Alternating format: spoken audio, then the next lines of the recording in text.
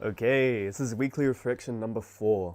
Um, every week I'm going to be doing these reflections on my journey of, I'm going to call it like the Hikari Chronicles. Hikari is the best version of myself that I want to become.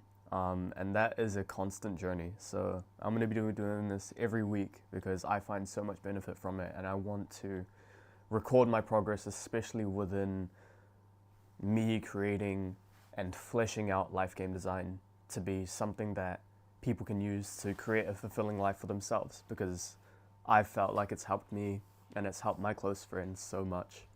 So,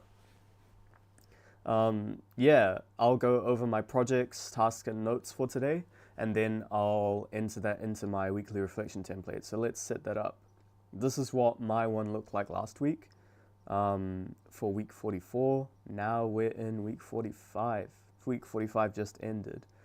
And yeah, that last week was a bit of an up and down. And it was kind of the same this week as well. So let me set that up. This is week 45 out of 52. And so me having the project gallery here, these are all the projects that I've already done this week. And it just lets me, this whole database here just lets me have a really easy way to see everything I've kind of interacted with this week, especially within life game design.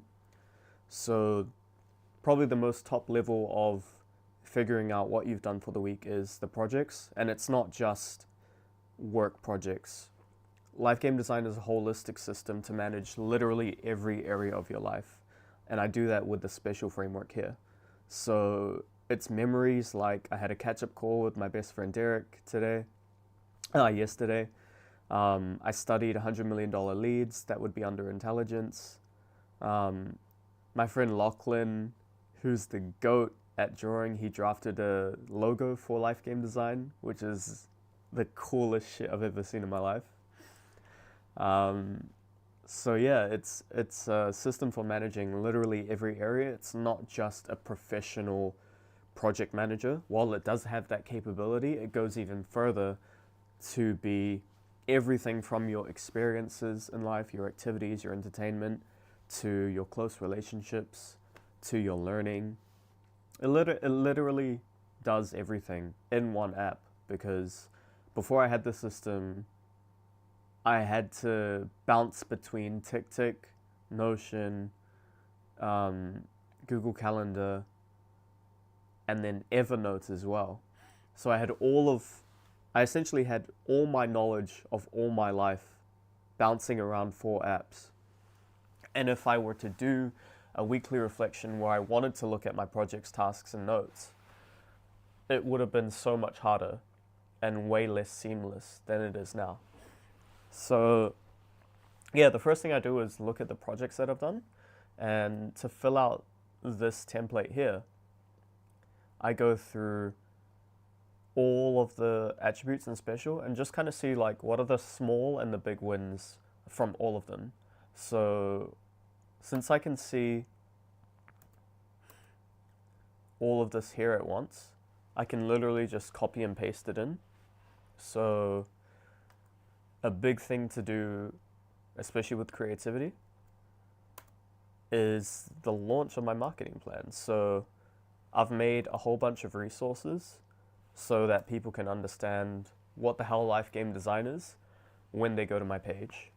I've made one post just based on the special framework, but I'm lining up a whole bunch of series of carousel posts. That's the base of the education that you would need to know in order to start utilizing life game design in your own life. So yeah, I'll go over the projects first, and then I'll look at the tasks and the notes from this week. But definitely some big stuff. My dad beat Melania. Melania is a boss in Elden Ring, and she's considered like one of the hardest bosses in the game, in almost any game out there.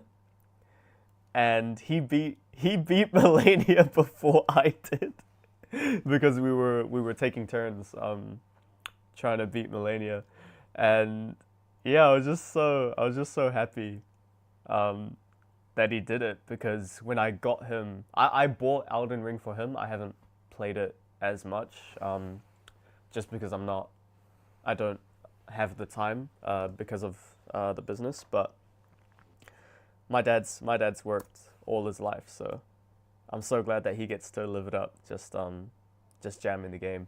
And so yeah, it was just so epic seeing him smash it out because when I got him Elden Ring, he had never played any of the Souls games before. So I was kind of worried that he wouldn't be able to finish it, but he finished the whole game yesterday, and he beat Melania, which is an optional boss, and one of the most hard bosses that you could ever face in a game. So that was really cool. Um, and then big one here is Lachlan, like I said before, drafting the LGD logo. I was telling him I need a logo for Life Game Design, but I'm terrible with artistic design instead of framework based design. So we were doing a deep work session together, and he just said that he would draft one for me, and he spent 40 minutes, and he came up with this goddamn masterpiece. Honestly, um, I wonder if I can see the whole photo. I've got it in my files here, so I'll just open that. Life Game Design. Here it is. So this is the black and white version. It's a bit blurry, but it's kind of like typography, I guess, where you have the letters that build logo. So this is actually the L, the G, and the D of Life Game Design, which I think is like absolutely insane that he pulled that off. Dude had like 40 minutes. I just told him of the idea. It would be I just said it would be cool if you could make like a game controller logo that kind of had LGD in it, and I was so shocked that he actually pulled off the G because I was like, how the hell would you actually incorporate a G in there? But man did it. It was when he did that, I was so happy because I could never come up with something like that. Um, so yeah, I'm just so glad he came through. So he didn't ask for anything for it, but as soon as he did that, I just like literally like gave him $100. I was like, fucking hell, man. I even if I gave this to a professional company, the idea, to give them a logo design idea and for them to make it, like, I probably would have had to spend like a lot more than that. But man just whipped it up real quick. So totally grateful for Lachlan. And Lachlan is also one of the alpha testers who is testing out the whole Life Game Design framework, and he's got my setup basically, and yeah, he's been really working well at it, especially in terms of his creativity, which is like his creative expressions for him. So that's his skating, his art, and his music. Man is very talented, I'll tell you that. And then yeah, later, just yesterday, I had a catch up call with my best friend Derek. Just talking about life, man. It's really good. We never used to have like kind of like scheduled calls. This is something I learned about, especially friendship after high school, is that because you're not close together anymore, and Derek's in Japan, you actually have to put in work to make the relationship consistent and also deeper. I felt like if the friendship is not effortless, then it's not really friendship. But that was such a limiting belief that I had, and such a unrealistic expectation of what friendship should be like. So I think for the last 2 months we've been scheduling calls at least once a month. Because when he moved to Japan, we just started contacting each other less and less. Like obviously different time zones and all that, but I still I missed catching up with him. So I had calls with my brother-in-law every month where I would catch up with him and we would um, discuss all things about life. And I was like, why don't I do this with my best friend? Um, so yeah, just incorporating that has really made such a big difference in especially my energy levels, because obviously your best friend is someone who's going to give you energy, and the more time I spend catching up with him, I feel like the more energy I have to do my own things as well. And we help each other with all of our kind of very small problems and big problems. So it's just really nice to have a one person support system, I guess. And yeah, the last big highlight in terms of projects was studying $100 million leads from Alex Hormozy, which is insane. I think his books are going to be in 100 years. I mean, even now, they're being so popularized, but he always talks about how he wrote them for longevity. And I think they're going to be what I call the cornerstone books, especially within finance and business. So the cornerstone books are the books that really bind special together, in my case. So when I created this system, I read around more than 80 specific self development books within all of these different areas of life. And I matched like 1 to 3 different key books that really provide a manual for each area of life. And in terms of finance, Alex Hormozy's trilogy that he's going to release, because it's not finished yet, is definitely going to be one of those cornerstone series, basically, in intelligence, as intelligence is learning, finance, and planning. So for learning, the cornerstone book for that was already taken by Jim Quick, the author of Limitless, an amazing book that teaches you, it lets you learn how to learn, which he describes in the book as, if you had any superpower to do with learning, it would be to learn how to learn faster and more effectively, because anything you learn thereafter will be increased by at least 2 to 5 times and beyond. So yeah, let me see if there's anything else in the projects calendar. I just kind of want to see where that was. So Thursday, Friday, Saturday, Sunday. All of Monday, Tuesday, Wednesday was mostly just leading up to the study. So that's actually over. That was on Tuesday. So I just want to rearrange that. And now I look at like the smaller things, because if I look at my special board here for the week, it's not that full, but I have done a lot. So I always look at like the bigger stuff first and then always go down to the smaller stuff, because no matter what, you're always going to be able to fill out all of these points in special. But if you don't give yourself the space to celebrate the small wins, then you always feel like, oh, I'm not doing anything within strength. I'm not doing anything within persistence or my life force, my meditation and connecting with myself.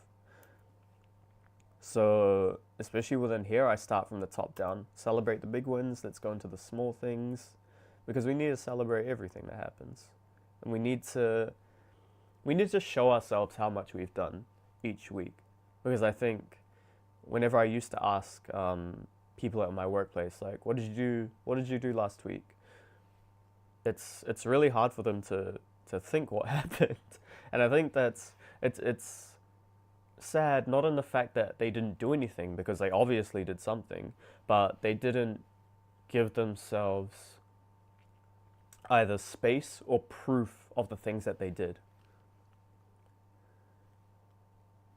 So let me see. Let me have a quick look over at the tasks that I did and anything that points out. Black clover, black clover.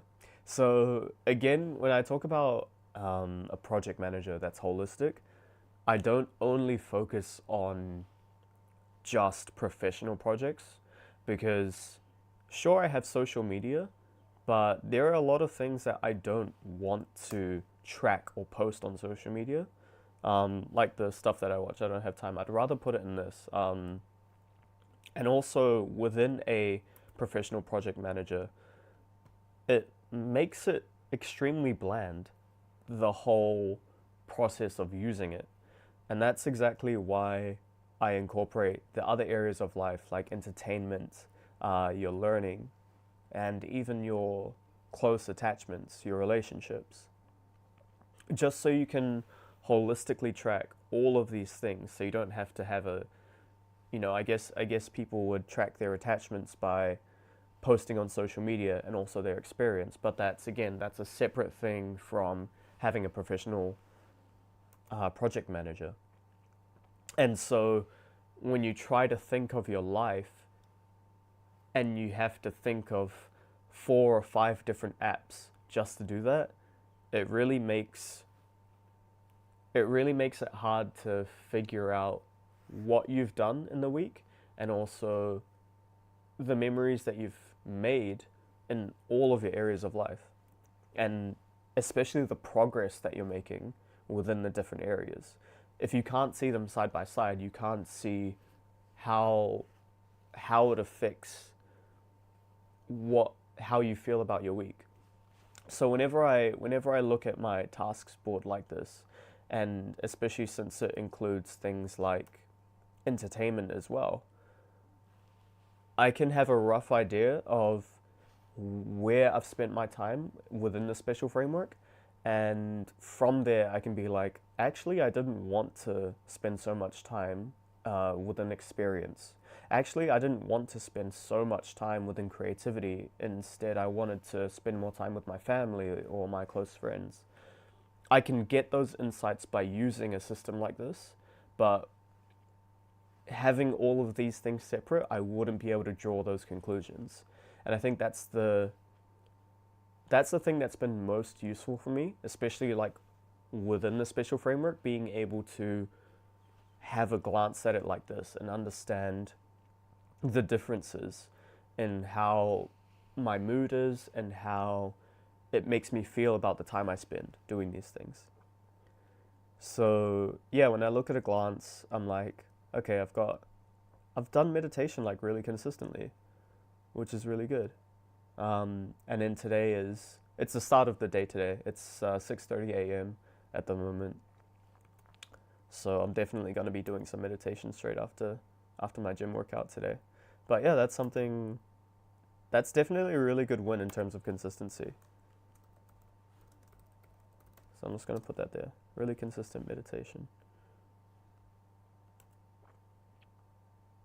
So what I'm doing here, before I figured out you can like copy and paste or mention the link to these things, I would look at that and then I would type it in myself. But I found out, it's kind of obvious, but you can just right click this and copy the link to this block. And then you can just put it in to the section here, which is so much easier. So it's not as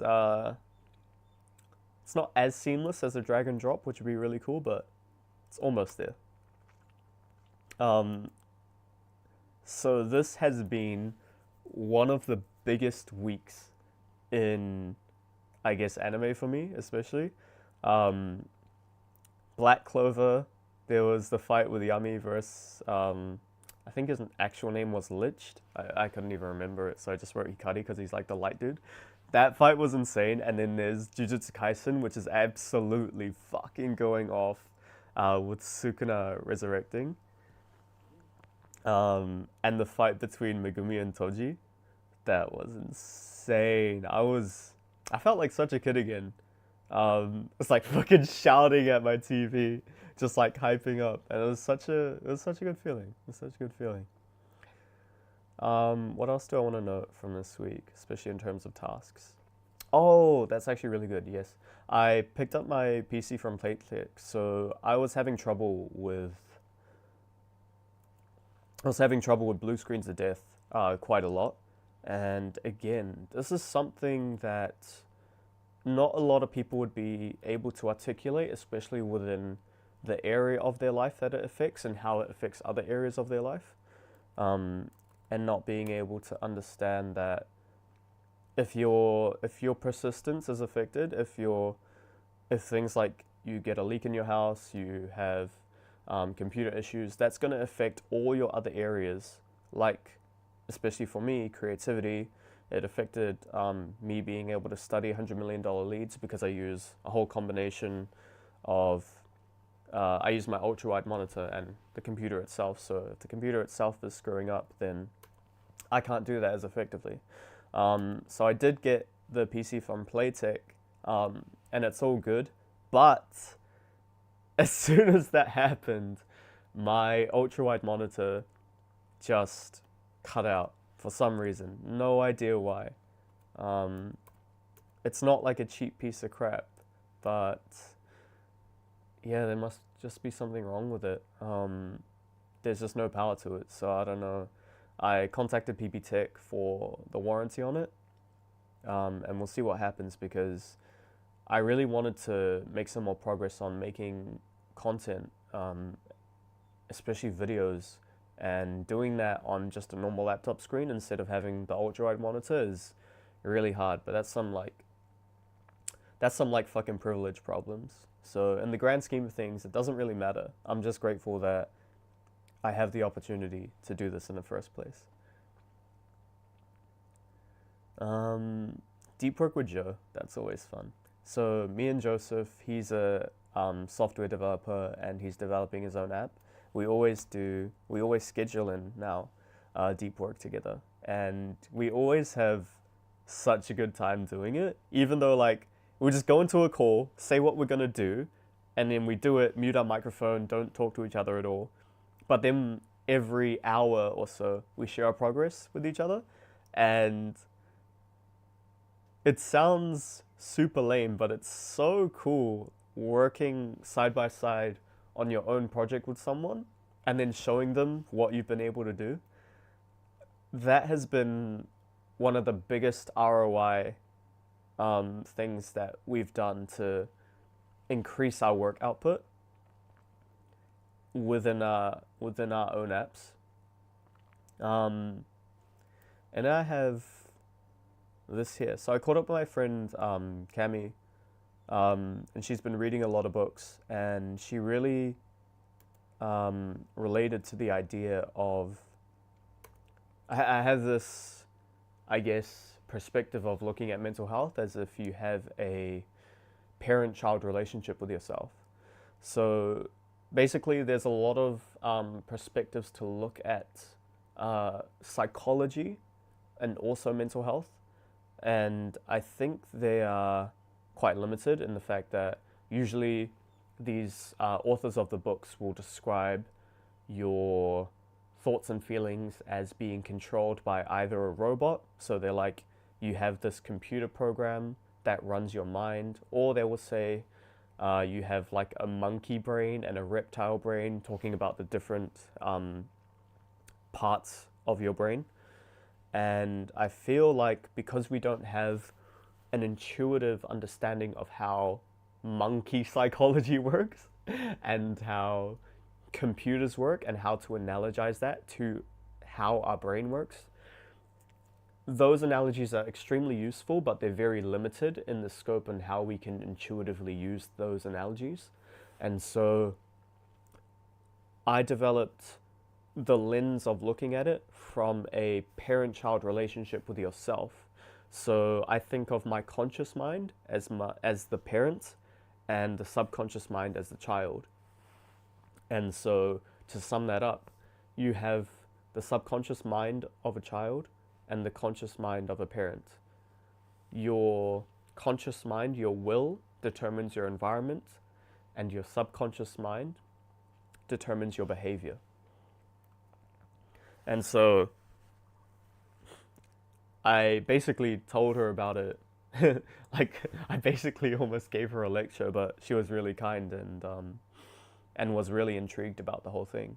So yeah, and she really felt like everything that had happened in her life made a lot more sense through that lens, especially. And that was, oh, I guess that was just really nice to hear, because it's nice to hear something, a framework that I use work for me, but when it's able to help someone else get a better understanding of the world, that's really what makes me happy, and that's exactly why I'm trying so hard to fully flesh out life game design, basically, because this is probably like the most overarching framework that's helped me in my life.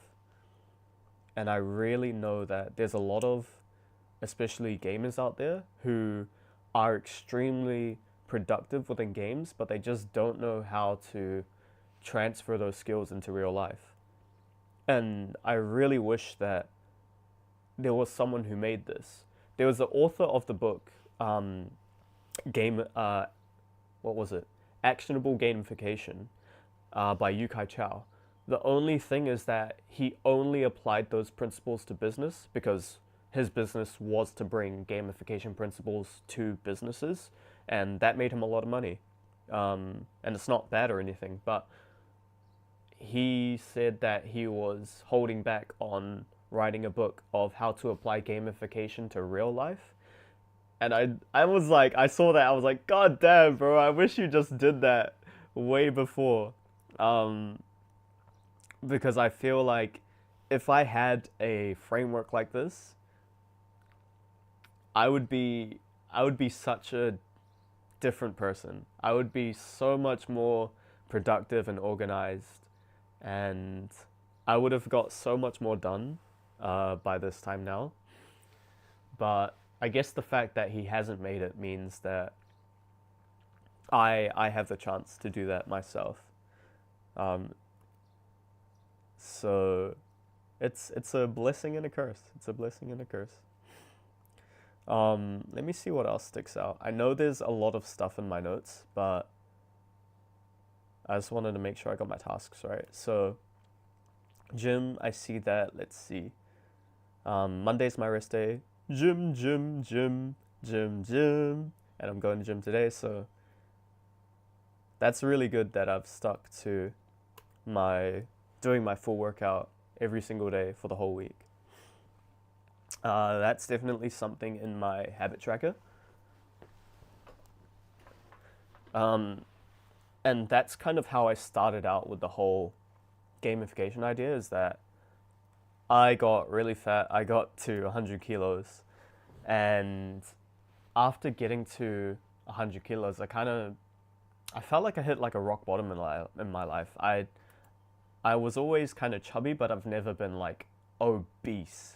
And I could like literally see my stomach, like my gut. And that was really embarrassing. So I went through, I guess that's what kind of sparked the journey of me trying to gamify my whole life. And that started with gamifying how I looked at going to the gym, instead of just being like David Goggins, you just gotta fucking do it, build discipline, go through the hard shit. I did that, but I made it a lot more rewarding and fulfilling by applying gamification techniques. So it's not that if you apply gamification, you can only do it to things that are fun, because there's so many things in games, especially that I would do, that are not fun.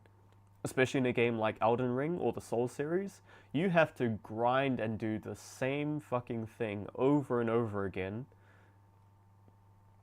And then you have like big bosses to defeat and stuff like that. So you gotta, it's just like the gym. You gotta put in the reps, and then when it comes time to improve yourself, you really have to focus. So I figured out how to apply those skills that I had in games to real life. And yeah, these are all the frameworks that I used to do that. So, moving on to notes to try and draw more things from the week, because if I look at my board now, I started off with just experience, creativity, and intelligence and attachment, having filled those up with projects. And if I just stopped there, it'd be like, wow, my week has been pretty empty. But then we added the tasks in as well. We added my smaller wins, all the things like consistency and stuff like that. And now I've filled it up, which is really cool. I really like seeing like, wow, this is kind of where I've put all my attention. One thing that I haven't filled is contribution, and that's because I'm not working at the moment. I quit my job. Contribution is work or charity and things like that. I quit my job to focus on this full time. So in a way, my creativity is my contribution, but I wouldn't necessarily consider it to be a contribution until I can earn enough money for me to pay my living costs on it. At the moment, I'm living off all the savings that I've accrued so far, which is a big risk. But I feel like I have to take this because I feel like I have to help people do this. So let me have a look at my notes. I just want to see if there's any kind of things that like really stand out. So I know there is one that I've had in my mind. There's actually a few that I haven't finished yet. So notes I keep as also like videos. There's a function called Save to Notion, which is this Chrome extension here. You click that, and then it will allow you to seamlessly save any page into Notion. And so whenever you go on a YouTube video, you can just click that, scroll down to the bottom, save page, and it automatically saves the video, the thumbnail, and all those things straight into your database. It's one of the best extensions that you can get, especially if you're a Notion user. But the one that's been on my mind is definitely Avatar. Avatar: The Last Airbender, the Netflix series. Netflix just dropped the trailer for it, and it was absolutely insane. It looks stunning. I cannot wait. It's dropping on February the 22nd, and it's gonna be so beautiful to see really fleshed out the characters that I kind of grew up with, because I remember whenever in primary school and intermediate and even in high school, they would always run Avatar: The Last Airbender on TV, and I would always make time to watch it. I would wake up early on the weekends, especially when I was younger, and I would run home after school to catch it as well. I just love that show. And especially the fact that they didn't just make it a kids show. There's so many, especially what calls to me is relationship dynamics within the show, especially between Zuko and Uncle Iroh. Their relationship dynamic and how it grows throughout the series is just one of the most beautiful things, and it teaches you a lot about giving in a relationship and forgiving, because Uncle Iroh, he gives absolute and unconditional love to Zuko, no matter how badly Zuko treats him. And he treats him like shit through the whole series. And then finally, at the end of all these ups and downs with Zuko dealing with his basically trauma and taking it out on Uncle Iroh, Uncle Iroh throughout the whole thing understands his pain and forgives him for all the bad treatment that he did, but also Zuko finally comes around and understands how supportive Iroh was to him. And so I can't wait to see that relationship explored. And just between all the characters, it's such a beautiful series, Avatar. Anyway, so that's pretty much it. There were some really good videos. And also podcasts, actually. I believe I save it on my app Snipped, where you can take clips of podcasts that you listen to. But there was The Diary of a CEO, with Morgan Housel, the author of The Psychology of Money. And that's actually not a book that I've read, but I've heard it pop up a lot from a lot of different YouTubers that I follow, different authors as well. that I follow, and they all rave about the book, especially in the fact that it's not a financial guide, but it's a guide in how we should perceive the function of money. I guess I can't talk about it too much because I haven't read it myself, but the author is a really amazing thinker. So now that's definitely going up on my list, but I've got a massive reading list to go through. And so anyway, now we get to some more reflections on the not so good stuff.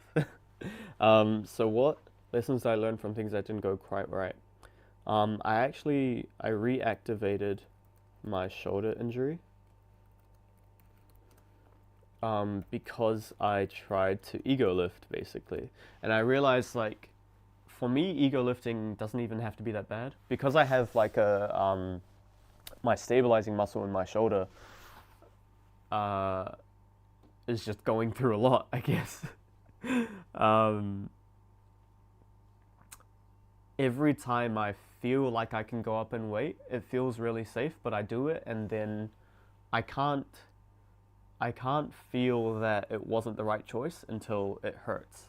So it's been really tricky to manage what actually ego lifting is for me because I will have like perfect form. It will feel really safe when I do the movement, but the next day I'll be in pain in the shoulder.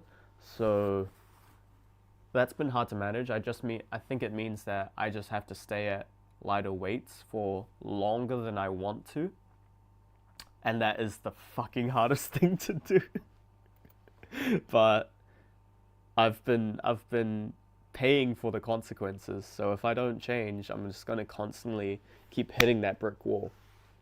And it really reminds me of Elden Ring. It's just like if you don't, it's like when you die to a boss in Elden Ring over and over and over again because you keep making the same and same mistake until you understand the pattern of what's holding you back, then you can't do anything to fix it. And just like in Elden Ring, you'll go in there and you'll die like 10 times in a row to the same mistake. And you'll get frustrated and you'll be like, fuck, this is so stupid. This boss is crazy. It shouldn't be like this. But then after all of that, after you kind of had your little rant, then you kind of calm down and be like, actually, yeah, I need to learn about this block that I'm having. So that's definitely been a recurring thing, especially with the shoulder injury, because I could really feel it in the morning. It's quite inflamed, my AC joint. So that's gonna tell me to stick to some more, just like lighter weights, focus on my mind muscle connection, focus on my form and my tempo, all those things that I can improve while not having to lift heavy. How well did I stick to my plan and stay focused? Actually, I had a day where I was I didn't have the best sleep and I procrastinated quite a lot. I like went on It's been a long time since I went on like an Instagram binge, but I did it. I went on like an Instagram binge on Reels. And I think it was because I was honestly, whenever I look at these like problems that I have with these apps, it's not the apps, it's always me. And I see people say, social media made me do this. The people in this society made me do this, but it's because I don't want to take responsibility because it's such a hard thing to take responsibility. But if you don't, then who's going to? You're just going to be puppeted around by society, basically, if you allow that to happen. And so, yeah, I guess I have to embarrassingly take responsibility for the fact that I screwed around on Instagram for about like 4 or 5 hours on Wednesday because essentially I was literally just scared of all the work that I had to do, so I just kept on distracting myself. Um, and that's because I didn't break it up into a really small task. The hardest thing is that when you know these things, it's very easy to like beat yourself up about it, but I just want to recognize that it happened, and it's like, okay, I could do, if I wanted to, I could have done better, but that's in the past. I'm just going to move forward, understanding that if I do that again, that's a signal that I'm scared of the work that I have to do, and I have to break it down into easier tasks for myself. Because I was writing about this just yesterday. The problem with a lot of productivity hacks is that they are taken from authors of self-help books, and those authors of the self-help books, they take their examples of these productivity hacks from businesses, and businesses who have employees and employers, right? And so the problem is that when you take a productivity hack from a business, especially from the workers of a business, the thing is they get paid to do those things. There's a very fundamental difference between having to do something at work and wanting to do something, like going to the gym, learning, starting your own business. Those are things that we want to do. Those are not things that we have to do. So it's really easy to run into a brick wall of especially determination and motivation because, like I said, it's not something that you have to do. And if we apply principles and techniques from the things that we have to do to the things that we want to do, it doesn't, they do sometimes work, but it's not as seamless. And this is exactly why I take more, I take the productivity tips from business and then I use gamification to apply them. Because if I think about games, game developers are the masters of human fulfillment. Why? Because all the stuff that you have to do in work, you have to do a whole bunch of tasks, you have to do a whole bunch of projects, which would be missions in games. You have to look at walkthroughs, you have to do training, you have to learn stuff. All the stuff that you have to do in games are very similar to the tasks that you have to do at work.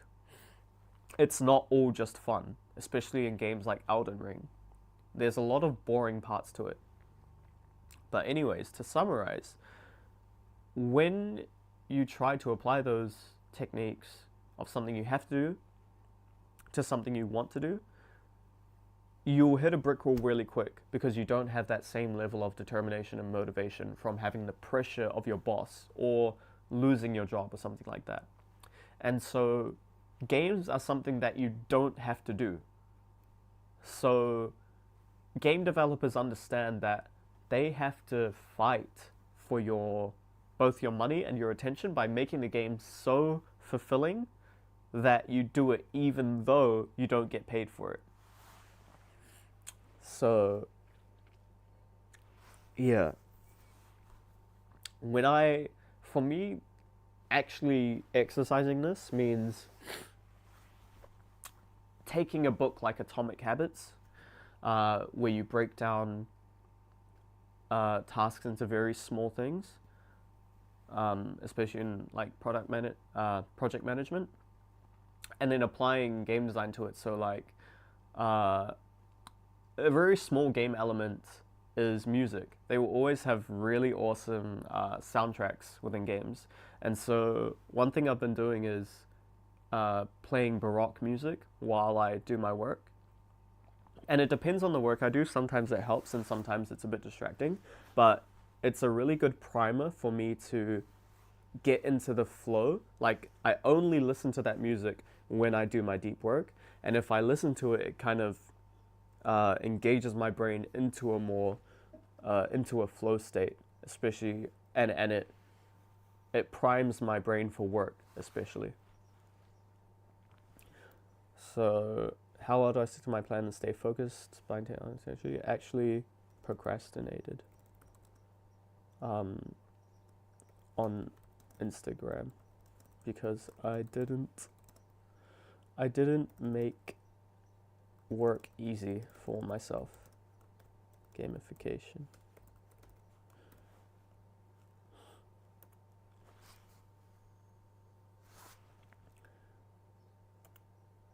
God damn, is my computer okay? My computer is struggling with this one. Okay.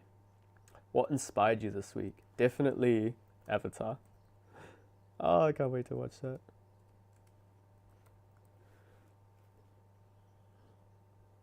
Oh, it's not coming up. I'll just say Atla. Okay, now we're onto the realignment.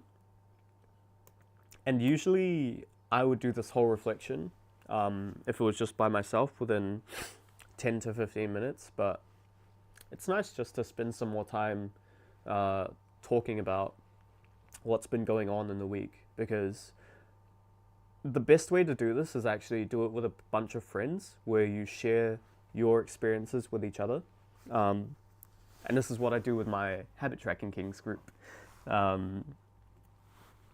We go through this weekly reflection and we share, all of our wins within the different areas of life, and we kind of give each other feedback and stuff, give each other our opinions, and then if we have any questions, we can ask each other stuff, kind of do like a bit of a mastermind.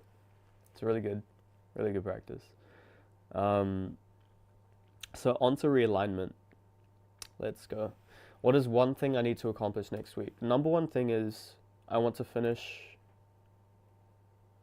the LGD education posts. So by the end of this week, I want my Instagram to be like, you go there and it's just this really cool wall of educational posts that you can learn about life game design. Oh my god, my battery's gonna die all of a sudden. Okay, I gotta wrap this up. What specific learning do I need to do for next week's task? So next week I don't need to learn much, I just need to, actually I need to learn about the Cornerstone books. I need to organize all my information. Dude, my computer is struggling. I should have done this on my desktop to stream, but I don't have a screen for that. That's okay. What is the task that I can do that will make next week less stressful? Let me think. Time blocking. It's always time blocking, to be honest. So I'll go in my calendar after this.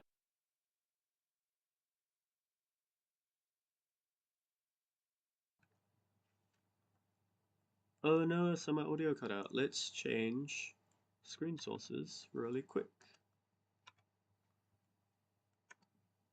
So my audio is going to sound a lot worse now, but that's alright. Early days, early days.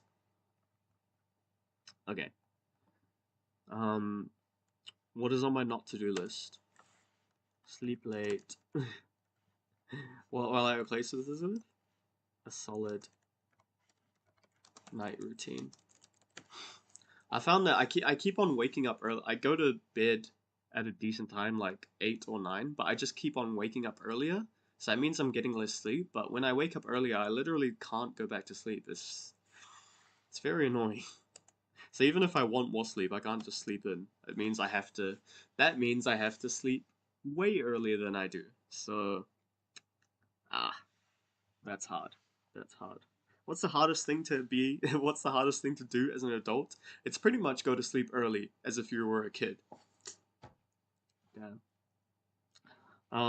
What am I looking forward to for next week? Definitely doing more deep work with Joe, because we both love those sessions so much. And what else? Let me see. I'm going to um there's this place called the Yoga Loft with Lachlan, and definitely finishing the education posts on life game design, because I really enjoy like creating those posts and like really distilling all of the thoughts I have so I can very coherently share these ideas. And what am I grateful for? This is always the best one. I'm grateful. I'm grateful for the fact that I can do this reflection.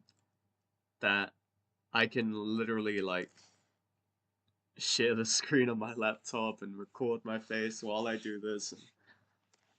Literally, literally being alive in this time where I can do this. If I was born 100 years ago, I would never be able to do these kind of things that fulfill me so much.